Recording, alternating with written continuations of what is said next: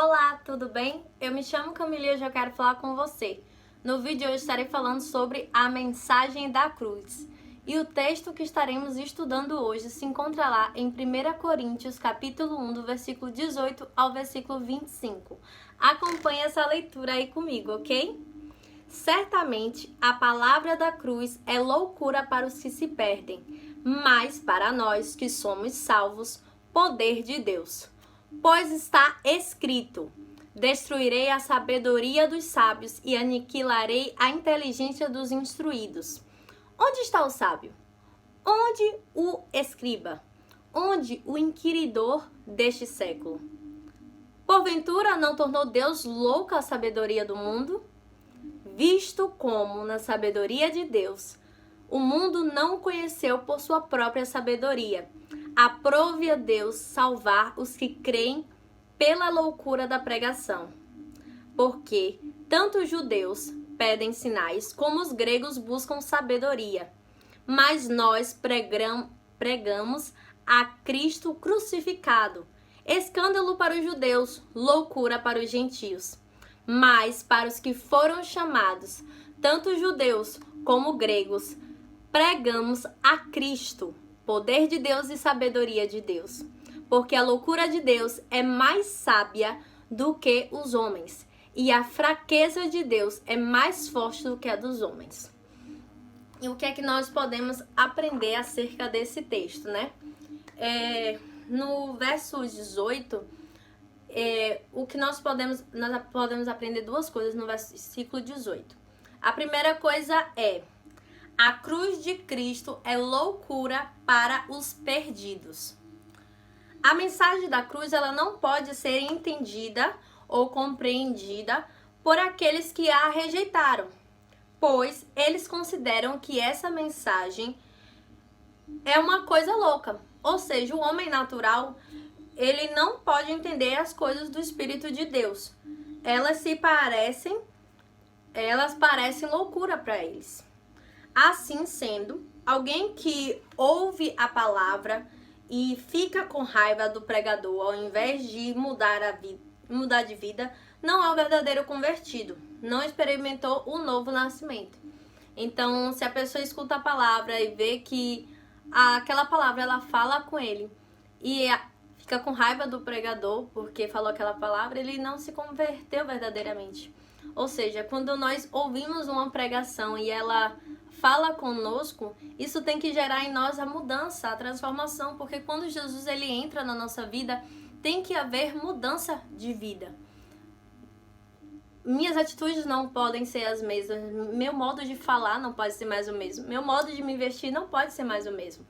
Então tem que mudar algo dentro de mim. Se aquela palavra, a mensagem da cruz, ela foi forte, falou comigo, me quebrantou, me gerou arrependimento de pecados, tem que haver transformação da minha vida também.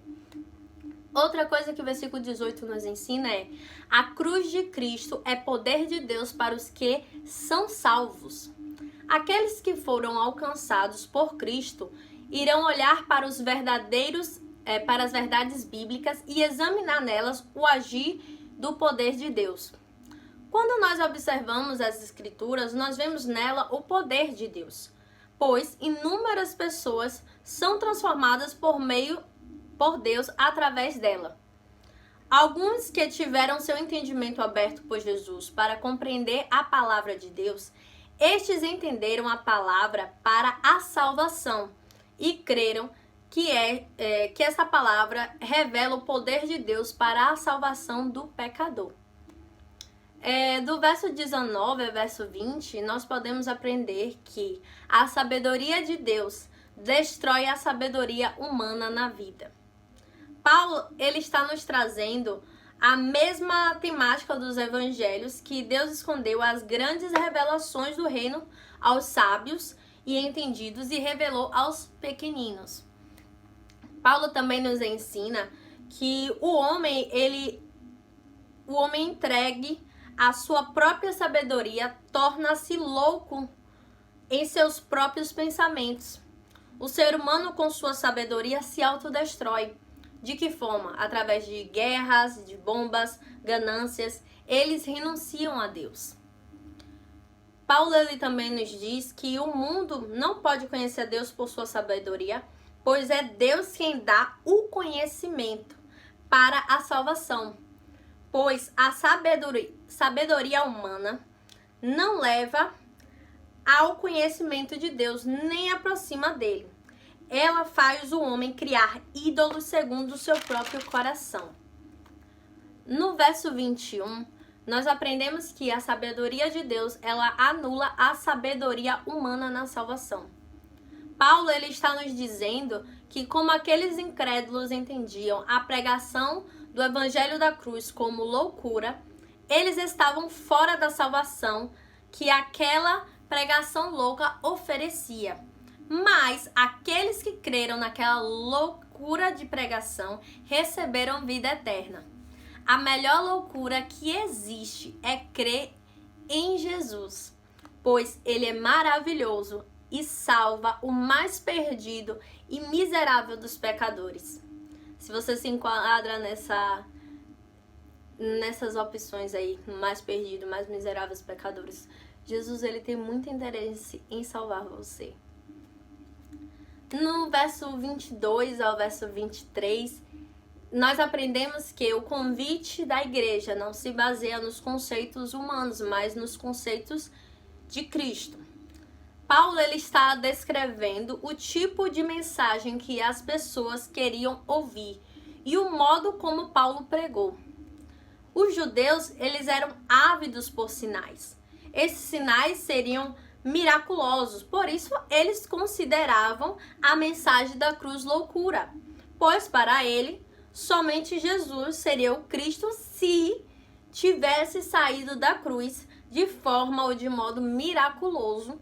Devido a isso, eles eram atraídos facilmente pelos falsos mestres por causa dos falsos sinais. Já os gregos, por sua vez, eles queriam uma mensagem que tivesse uma lógica humana. Para eles, se Jesus fosse o Cristo, ele deveria ser entronizado e não crucificado, pois não entendiam que a cruz foi o palco da vitória, que o patíbulo era Cristo vencendo e não sendo vencido.